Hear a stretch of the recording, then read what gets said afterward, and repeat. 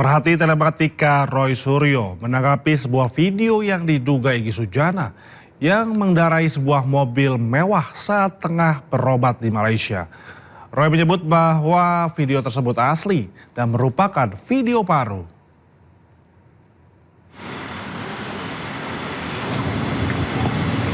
Isbul, keren siapa? Allahu Akbar. Allah Akbar.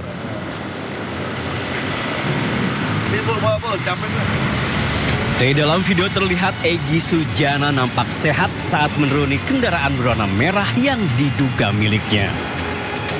Pemerhati telematika Roy Suryo melalui pesan singkat menyebut dalam video berdurasi 45 menit 40 detik tersebut dapat dipastikan bahwa pengendara mobil ini adalah benar Egy Sujana.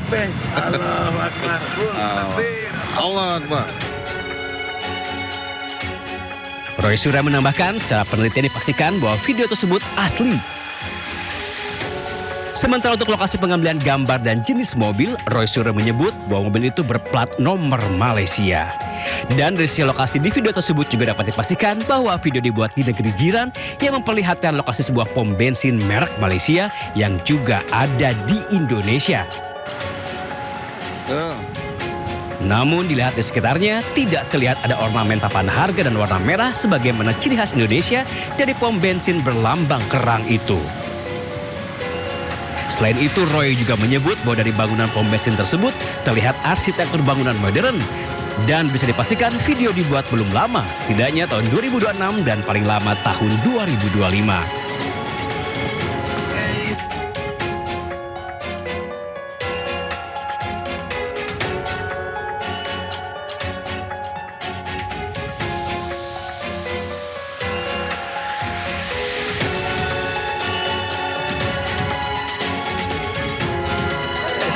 Sebelumnya, Egy Sujana berangkat ke Malaysia pada Jumat lalu untuk berobat dari sakit kanker ususnya.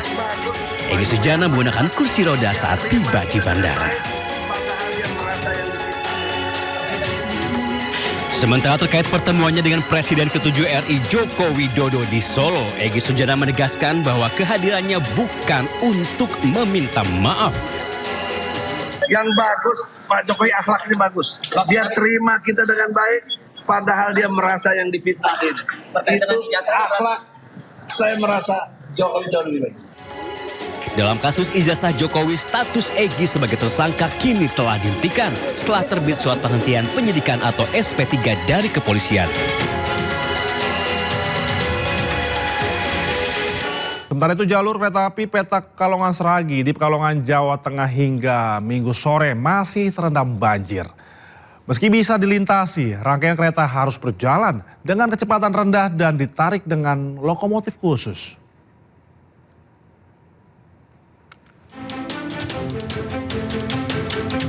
Lokomotif ini merupakan penarik khusus rangkaian gerbong kereta api yang melintas di jalur hulu di Pekalongan atau arah Jakarta-Semarang. Sementara di jalur hilir atau Semarang-Jakarta, kereta sudah mulai bisa melintas meski harus ekstra pelan dan hati-hati. Rangkaian kereta yang melintas kecepatannya dibatasi di 5 hingga 20 km per jam. Sementara menurut petugas, banjir yang menggenangi rel di Pekalongan membuat 8 perjalanan kereta api terpaksa dibatalkan. PT KAI mencatat ada hampir 50.000 penumpang membatalkan perjalanan.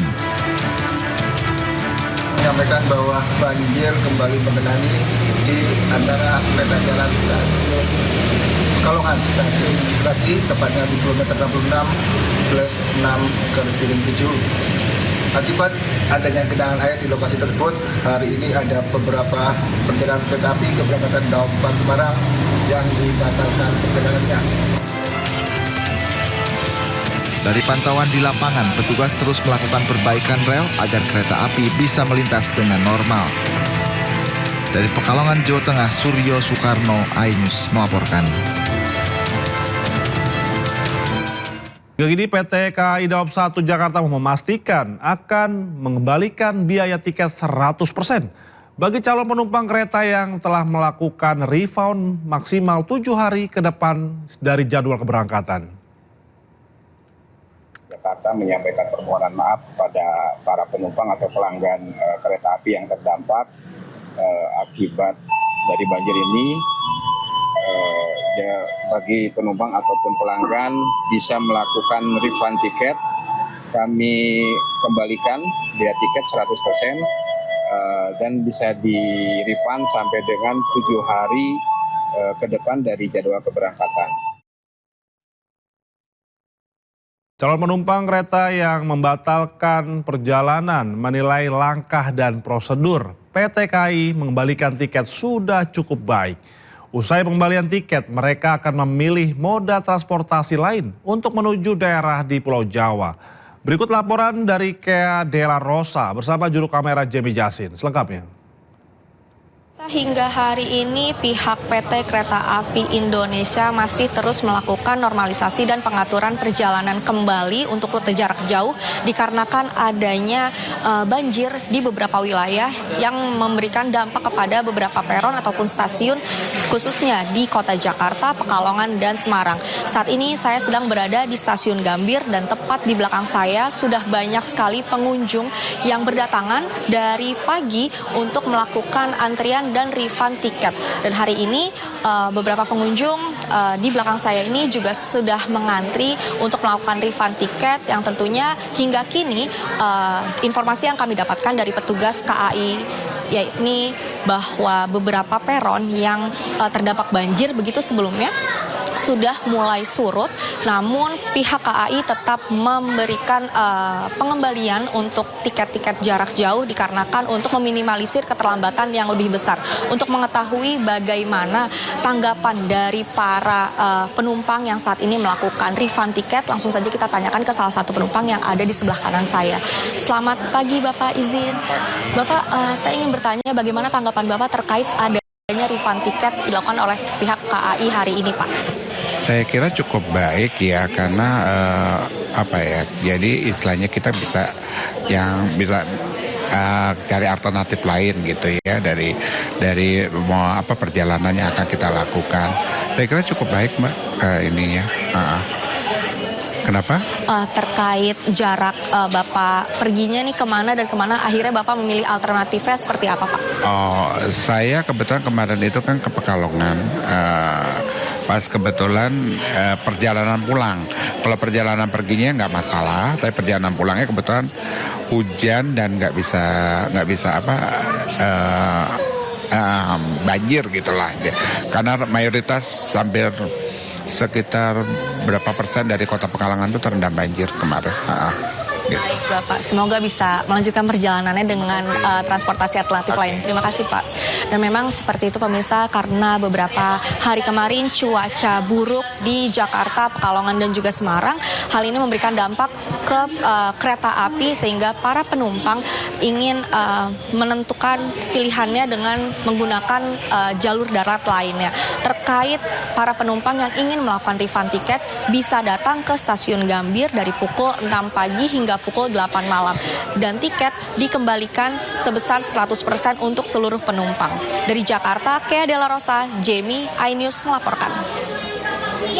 Beralih ke informasi lainnya pemirsa, seorang anggota Satuan Brigade Mobil Polda Aceh, Muhammad Rio, diduga menjadi tentara bayaran di Rusia untuk perang melawan Ukraina.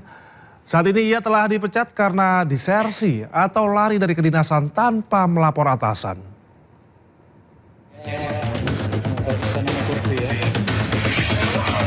Anggota Satuan Brimo Polda Aceh Bribda Muhammad Rio diduga bergabung dengan tentara bayaran Rusia. Informasi tersebut dikonfirmasi Kapolda Aceh Irjen Pol Marzuki Ali Basha. Sebelum meninggalkan tugas, Rio dikabarkan telah memiliki riwayat pelanggaran kode etik profesi Polri dan disidang kode etik Polri pada Mei 2025 atas kasus perselingkuhan hingga nikah siri dengan putusan berupa mutasi dan demosi selama 2 tahun. Rio juga tercatat tak masuk kantor tanpa keterangan sejak 8 Desember 2025. Atas hal itu, Polda Aceh kemudian melakukan pencarian terhadap yang bersangkutan dan telah melayangkan surat pemanggilan sebanyak 2 kali. Pada 7 Januari 2026, Rio diketahui telah bergabung dengan Divisi Tentara Bayaran Rusia. Setelah 8 Desember, mereka sudah daftar. Tanggal 18 Desember dia sudah buat 9 Desember dia buat paspor. Terus langsung beli tiket tanggal 18, tanggal 19 berangkat ke Cina, lanjut ke sana. Jadi diindikasi yang bersangkutan sudah berada di sana. Ya dari hasil itu kita memang sudah, sebenarnya kan dia sudah tidak aktif secara fisik ya, sehingga dapat hukuman sudah 3 kali lah dia, KDRT keluarga. Hasil sidang diputuskan waktu itu yang bersangkutan tidak layak untuk menjadi anggota Polri lagi. Ya, rekomendasikan untuk PTDH. Baru di PTDH kira-kira berapa minggu yang lalu ya. Sebelumnya ada nama Satria Kumbara yang pernah berdinas di Marinir TNI Angkatan Laut. Kabar terakhir menyebut Satria sempat terluka parah saat bentrok dengan pasukan Ukraina di medan tempur. Dari Kota Banda Aceh, Taufan Mustafa, iNews melaporkan.